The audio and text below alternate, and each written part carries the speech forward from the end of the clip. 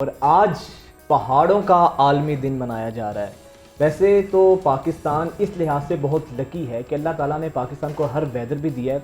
यहाँ पर सरसब्ज हमारे बागात भी हैं, उसके अलावा हमारी लहलहाती जो हरियाली से भरी हमारे बागात हैं, खेत हैं, उसके अलावा दरिया हैं, 5 दरिया पाकिस्तान को अल्लाह ने दिए हैं, नदियाँ दी हैं और पहाड़ भी दिए हैं। पाकिस्तान का नॉर्दर्न एरिया में जाएं जरा, बहुत अच्छा किया है। लेकिन जो 5 दरिया आपको दिए हैं उनमें से 3 का पानी तो इंडिया से आता है जो कि बंद किया हुआ है, वो अलग चीज और है। वो हमारी आपने जो पिक्चर एक सब्ज बाग दिखाए हैं वो लहलहाते सब कुछ खत्म हो गया, वहां पर बिल्डिंग्स बन गई हैं।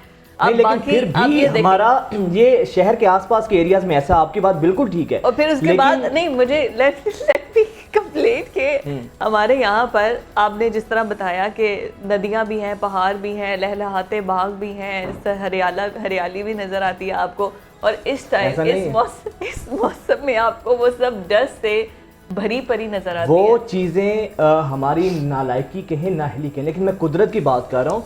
कुदरत ने हर लिहाज से पाकिस्तान को वसाई। किस चीज़ की पाकिस्तान में कमी है?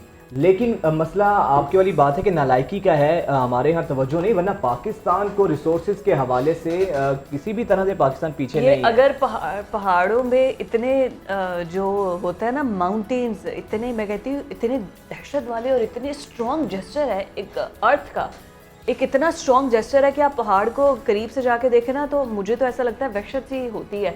मतलब इतने बुलंदो बाग पहाड़, इनका बस नहीं चले, वरना वहां पर भी इसका कुछ ना कुछ करके कबाड़ा करके हमारे यहाँ पर पहाड़ों का पाकिस्तान में आपको पता है कि 2-3 बड़ी जो चोटियां हैं, K2 है, माउंट एवरेस्ट, ये पाकिस्तान में है जी। माउंट एवरेस्ट ये K2 ये बड़ी चोटियां ये पाकिस्तान में, और 80% इंसानी खुराक की जो फराहमी के जरिया ये पहाड़ हैं। तो पहाड़ों का आलमी दिन है, तो पहाड़ों के आलमी दिन पर हम अपने हुक्मरानों को हम यही कहेंगे कि जो पहाड़ों को अलहदा छोड़ दे, इनके लिए कुछ ना कीजिए, जो है ना, इनको ना छेड़े। यहाँ पर आपको पता है अब तो पहाड़ों में भी हाउसिंग सोसाइटीज बनना शुरू हो गई। मैं वही कह रही हूँ, आप पहाड़ों पे ऐसा कुछ ना बना दें, अतराफ में जाएं। लेकिन ये है कि हमारे माहौल के तहफ़्फ़ुज़ के लिए इन पहाड़ों का बहुत अहम किरदार है।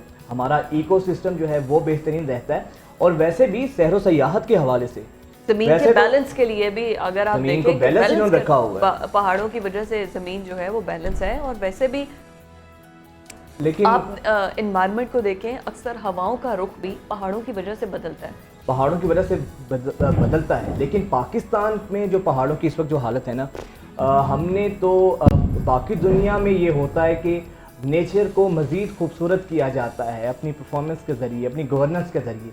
हमारे यहाँ जो तबाही हमने अपने इन नेचुरल रिसोर्सेज की है ना, वो इंतहाई तकलीफ दे है।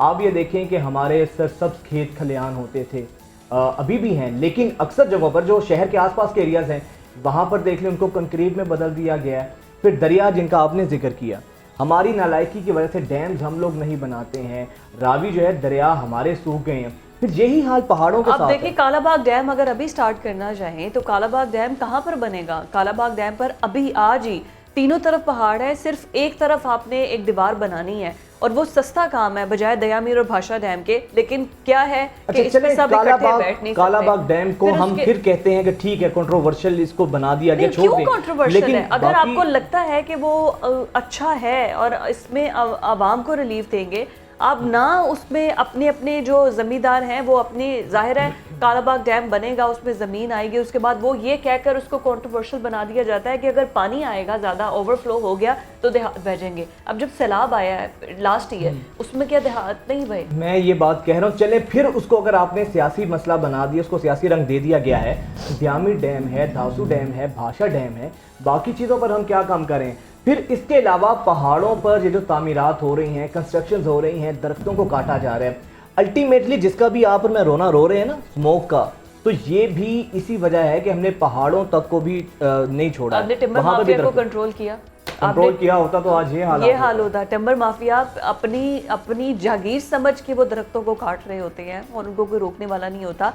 और फिर इसमें कोई हुकूमत को आप ब्लेम नहीं कर सकते हर बार की हुकूमत है। ठीक है, हुकूमत का काम है एक मैकेनिज्म बनाना। इनफरादी तौर पर आप और मेरे जैसे लोग रिश्वत लेते हैं, फिर जो छापा मारने जाते होंगे या टिम्बर माफिया जिनको मंथली जाके रिश्वत देता होगा, वो फिर आप और हमारे जैसे ही हैं जो कि अपनी नस्लों का। और फिर पाकिस्तान में रहना कौन चाहता है?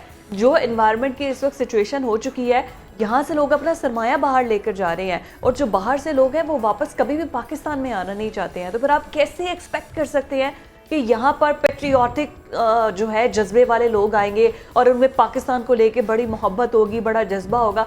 मुझे लगता है कि अब जो बेबस है ना, जिसका बाहर कहीं बस नहीं चल रहा होता, वही सिर्फ पाकिस्तान में रहता है। और फिर क्या करे, मजबूरी के तहत आपने जहाँ रहना है आपको उससे फिर कहना पड़ता है हमारा वतन है, हमारी मोहब्बत है। वरना हर कोई बेहतर मौके के लिए अब कोई अच्छे लेवल पे अगर बैठा है। खून के आंसर होता है, जो हमारे Exactly. ओवरसीज पाकिस्तानी भी हैं वो यही है, पाकिस्तान से मोहब्बत सबको है, लेकिन हालात आना कोई नहीं होने चाहता, चाहिए। यहाँ पे रहना कोई नहीं चाहता। हालात ये होने चाहिए। बात हम यही कर रहे हैं कि पाकिस्तान में किसी भी किस्म की रिसोर्स की कमी नहीं है, हर तरह से पाकिस्तान बेहतर है। अगर हमारे चंद हुक्मरानों की गलतियों और नालायकियों की वजह से ये हालात हो रहे हैं। अब पहाड़ देखें कि कितनी चीज़ों से हमारा इससे फ़ायदा हो रहा है। अच्छा, पहाड़ों एप्पल से देखें, सेब, एप्पल्स हैं, उसके अलावा आलू मकई, हैं, टमाटर हैं, कितनी exactly. कितनी चीज़ें हैं पहाड़ों पर जो पहाड़ों के ज़रिए हमें मिल रही हैं।